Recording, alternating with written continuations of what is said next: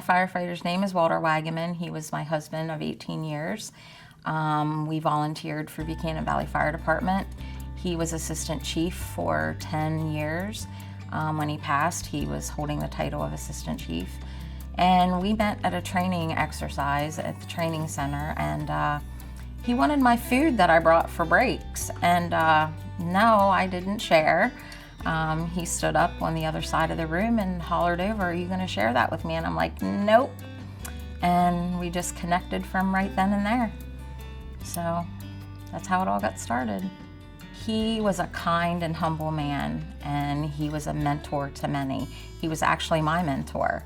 And I've been in the service a little longer than what he has been in, but he was my mentor. I learned a lot from him, and we didn't always get along very well on fire scenes together because I was just a jump in and go get it kind of person, and he was back there yelling at me and telling me what I needed to do. And one incident, we were on an auto accident, car was on its side and person was inside trapped, and I went right in through the back window, car wasn't stabilized, and he kind of yelled at me, and yeah, I got called to the chief's office when we got back to the station. But he was a very kind and humbling man.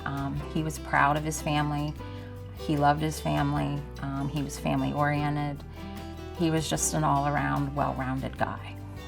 He became a firefighter because it was his passion. He absolutely loved it. He lived right up the road from the firehouse. He literally was responding to a call one day and had an accident on the way to the firehouse, got out of his truck and ran to the firehouse to make sure the fire truck got out. That's how dedicated he was. He was very dedicated to the service. And with him not being here, the service is missing a great man. Buchanan Valley Fire Department and all of the other firefighters that have stepped into my life since, with me being local, everybody knows who I am. I can't go anywhere and not be unnoticed, even though I would like to just blend in. My fire family is amazing. They've been very supportive. I just started venturing back to the firehouse. It was very hard to walk through the door, but my fire chief and everybody else has been welcoming. I just want them to treat me normal, and they're getting into that groove of treating me normal. The community has been wonderful, and our motto at Buchanan Valley is neighbors helping neighbors, and that was my husband. He would do anything for anybody that he could. I was told all sorts of things that I didn't know, especially when it came to fundraising events at our fire department. He was always known as the chicken man. He would cook the roasted chicken for all of our events. And if he would step out of the kitchen and I was still in the kitchen, he would go to various people and be like, "Is Vic okay? Does she need anything? I can't see her. What's she doing?" And our outdoor drawings, he would send people out to check on me, or he would come out himself and be like, "Do you need anything? Are you okay?" And just the little things like that that I didn't know that he did. And he did it no matter where we were. If we were separated, he wanted to know and needed to know that I was okay. Just the little things that I did not know. I want people to know that he was a kind, humble man. He would do anything for anybody. He would give you the shirt right off of his back. He would stop and help a stranger. Talk, the man loved to talk. He would talk to anybody and at any given time of the day.